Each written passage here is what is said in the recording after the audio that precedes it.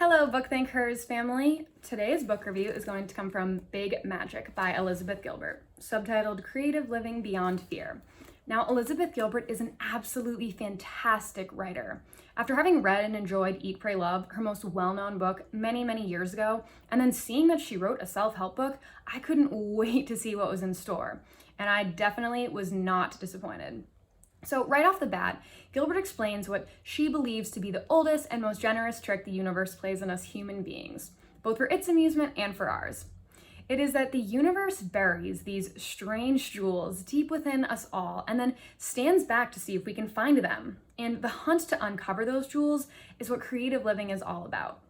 An important distinction she makes is that creative living is not necessarily about being exclusively devoted to the arts, but it is more about broadly living a life that is more driven by curiosity than fear. One of the first main lessons involves fear, weakness, and limitations. She makes such a powerful point about fear that really stuck with me. And it is that fear, above all else, is boring. It is the same thing every day. It has no depth, variety, or substance. It never changes or offers any unique surprises. Your fear makes boring decisions that always have the same ending: nothingness. When you refuse to thrive, when you live in fear, you live a strange battle, always defending your limitations and weaknesses. As the saying goes, argue for your limitations and you get to keep them. But the goal here is not to become fearless, especially considering that fear will always play a part and be triggered by your creativity. The goal is realizing that fear and creativity need to live in balance. And as long as fear is not driving the car, you can make room for both in your mind to work harmoniously. And I found all of this to be a valuable lesson for me, and that I always try to kill the fear, but realizing that it is actually part of the creative journey and having room for it is so much more valuable. Another key lesson that Gilbert points out is this idea of originality versus authenticity, and that so many people say that they have an idea, but they're afraid that it's already been done. Well, the fact of the matter is most things have already been done, but they haven't been done by you. Your art, your creativity, your entrepreneurial idea does not have to be important or unique.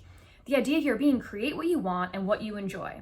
And if it's authentic enough, it will be original and it will be important. You also don't need a formal education to be creative, especially if you are putting yourself in debt with the intent to become a creator.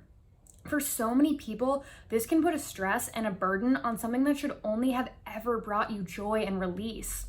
And that instead, perhaps pushing yourself deeper into the world and exploring with eyes wide open is a great education for creativity, as well as recognizing that you can study under the greatest of teachers. They live on the shelves of your library, the walls of museums, and musical recordings, and that one day, no matter what you do, you will be forced to be on your own anyway and have to do the work by yourself. So I thought this was a wonderful lesson, and Gilbert sums it up perfectly by saying, everybody imitates before they innovate. Also, another one of the most important things you can do is continue to persist, regardless of rejection. She tells a wonderful anecdote about a short story that she wrote early in her career that she sent out to many magazines, hoping for it to be published, and as she collected her rejection letters, she was super excited to receive a personal note from an editor-in-chief at one of the magazines saying that the story was interesting, but it wasn't for them, that the ending of the story fell short. So years later, Gilbert's old short story was finally going to be published. And by which magazine? The same one who originally rejected it. This time with a note from the editor-in-chief that said she loved the ending. And rather than feeling a sense of cynicism about this, Gilbert took away a valuable lesson and a great example of big magic. It was proof that you should never give up, you should never surrender, and that no doesn't always mean no, and that miraculous turns of fate can happen to those who persist in showing up, and that sometimes circumstance and timing do play a factor in these events, that these people who stand as the gatekeepers to our dreams are just people, and you never know when or at what moment you'll catch them to be inspired by your work. And most importantly, that what you produce is not necessarily always sacred just because you believe it is. But what is sacred is the time you spend working on your project and what that time does to expand your imagination and the growth that you experience from that alone. Further, it's perfectly okay to dabble in something else if you start to lose sight of your original purpose or idea, and that you might actually open up a mental channel by experimenting with another.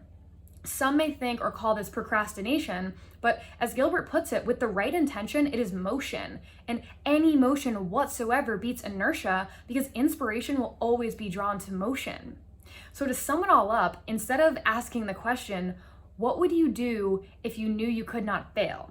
Ask, what would you do even if you knew you might fail? What do you love doing so much that the words success and failure are irrelevant? And that is channeling into your most creative life.